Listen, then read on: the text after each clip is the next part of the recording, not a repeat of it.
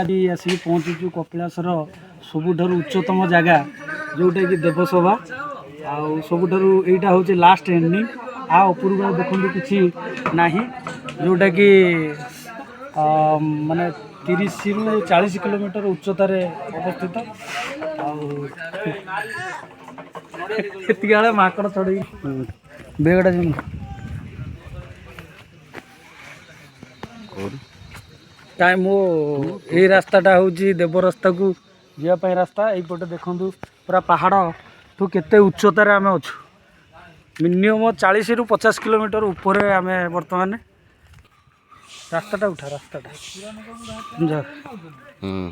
କହିଯିବୁ ହେଲା।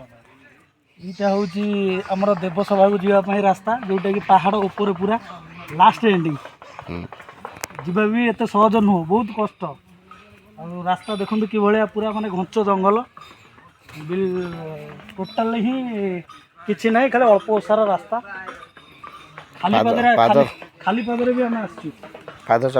ପାଦ ଚଲା ରାସ୍ତା ଟିକେ ବାଇକ୍ କିମ୍ବା 2 ହ୍ୱିଲର ଯିବା ପାଇଁ କୌଣସି ସୁବିଧାଜନକ ବି ନାହିଁ। ଅନୁକରଣ କରିକି ଯିବା କଥା।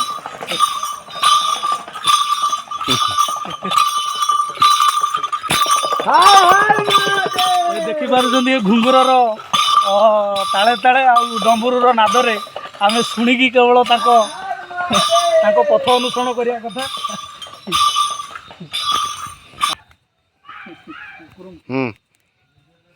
ଦେଖନ୍ତୁ ଏଠି ପୁରା ଘଞ୍ଚ ଜଙ୍ଗଲ, ଏଠି ଜନବସତି ବି ହିଁ ନାହିଁ, ଖାଲି ଚାରିଆଡ଼େ ଖାଲି ଗଛ। ସାଙ୍ଗରେ ପାଣି ନେଇକି ଆସିବେ। ସାଙ୍ଗରେ ଯେତେବେଳେ ଆସିବେ ପାଣି ବୋଟଲ ଆଉ ଖାଦ୍ୟ ବି ନେଇକି ଆସିବାକୁ ପଡ଼ିବ। ଏଠି ଖାଦ୍ୟର ବି ସୁବିଧାଜନକ କିଛି ନାହିଁ। ଆଉ ଏଇଟା ହେଉଛି ଦେବସଭାକୁ ରାସ୍ତା, ଯେଉଁଟାକି ଟିକେ ଟିକେ ବର୍ଷା ହେଇଛି, ପାଦ ବି ବହୁତ ଖସଡ଼ିବାର ଚାନ୍ସ ଅଛି, ଜୀବନ ବି ଯିବାର ଚାନ୍ସ ଅଛି। ବହୁତ ବିପଦପୂର୍ଣ୍ଣ ରାସ୍ତା, ଯେଉଁଟାକି ଦେଖନ୍ତୁ ବର୍ଷା ପାହାଡ଼ ଉପରକୁ ପ୍ରାୟତଃ ସବୁବେଳେ ବର୍ଷା ଲାଗି ରହିଥାଏ। ଏବେ ବି ବର୍ଷା ଲାଗିଛି। ପୁରା ରାସ୍ତା ଗୁଡ଼ାକ ଏତେ ମାନେ ଇଏ ଯେ ବିପଦପୂର୍ଣ୍ଣ ରାସ୍ତା, ତାକୁ ଦେଖିକି ଯିବାକୁ ପଡ଼ିବ ୟା ଉପରକୁ। ଆଉ ପାଦ ବି ଟିକେ ଟିକେ ଖସୁଛି। ଷ୍ଟାର୍ଟ ହେଲା ତ। ଦେଖନ୍ତୁ ଆମେ ପାହାଡ଼ ଉପରେ ଏତେ ଦୂରତା, ମାନେ ଏତେ ଉଚ୍ଚତାରେ ଅଛୁ ଯେ ଗାଁ ଗଣ୍ଡା ବି ଦେଖା ହେଉନି। ମାନେ ଯୁଆଡ଼େ ଦେଖିବ ଖାଲି କୁହୁଡ଼ି କୁହୁଡ଼ି।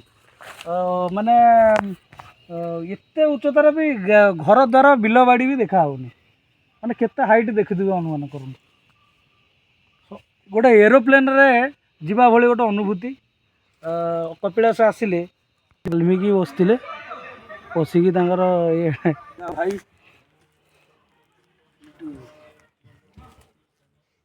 କି କଷ୍ଟକର ଯାତ୍ରା ଦେଖୁଥାନ୍ତୁ। ଆନନ୍ଦର ଯାତ୍ରା, କି କଷ୍ଟର ଯାତ୍ରା। ଏଇଟା ଦେଖନ୍ତୁ, ଏଇଟା ଯୋଗୁ ମାଡ଼ୁ ବୁଲି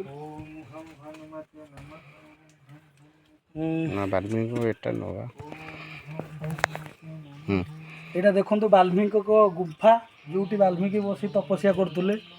ତାଙ୍କେ ବାବା ଏତେ ବାଟ। ଏଇଟା ଦେଖନ୍ତୁ ବାଲ୍ମୀକିଙ୍କ ଗୁମ୍ଫା, ଯେଉଁଠି ସେ ଦୀର୍ଘ ଦିନ ଧରି ତପସ୍ୟା କରୁଥିଲେ।